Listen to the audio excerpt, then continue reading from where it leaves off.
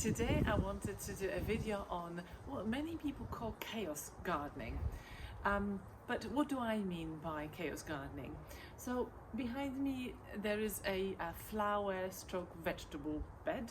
I don't have a very big garden, and I don't have enough room for big sort of vegetable patches or vegetable beds necessarily. So what I am trying to do is I'm trying to incorporate growing vegetables into my flower beds so that there's a dual purpose.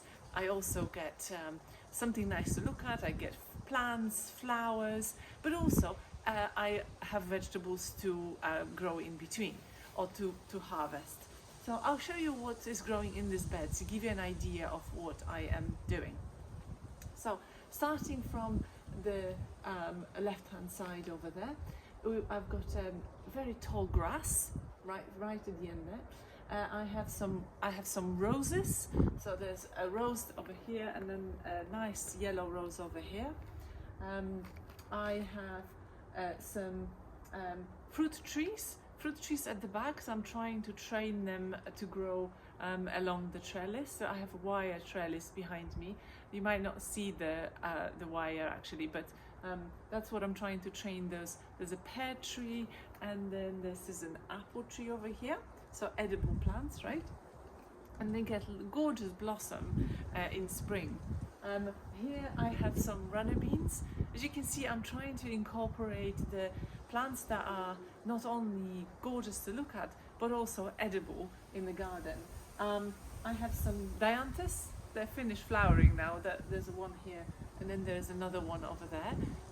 They smell gorgeous. Dianthus are lovely. They keep coming back each year. I absolutely love them. So I did propagate them. You can just take cuttings and then propagate them from cuttings. What else have I got? Over here I have peony. Again, it's finished now, but it will die back for the winter and it will come back next year again. Right at the end over here I have a fatsia. I wanted to incorporate plants in this flower bed that not only look nice but also stay green over winter, because this flower bed will look very bare without any greenery over winter. So I put this fatsia here to see how it's gonna do.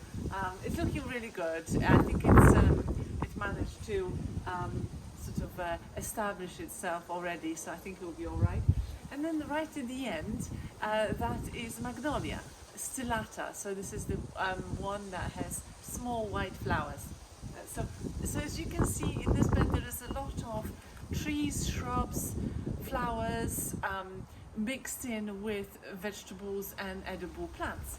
Now, because as I said, this flower bed will be very bare over winter, I decided that this year I am going to plant some chard, rainbow chard, and because rainbow chard has lots of different colors. The stems are absolutely gorgeous, and I will keep picking them throughout the winter. So I have some I'm not sure if you can see them, but they're really small at the moment. There's a row right at the front here of Swiss chard. So subscribe to my channel for an update later in the winter what they look like. But for now, thank you very much for watching. I hope you enjoyed my video on a bit of a chaos gardening, and and maybe that will give you some ideas how you can incorporate plants that are gorgeous to look at, as well as the edibles in your garden if you are short for space.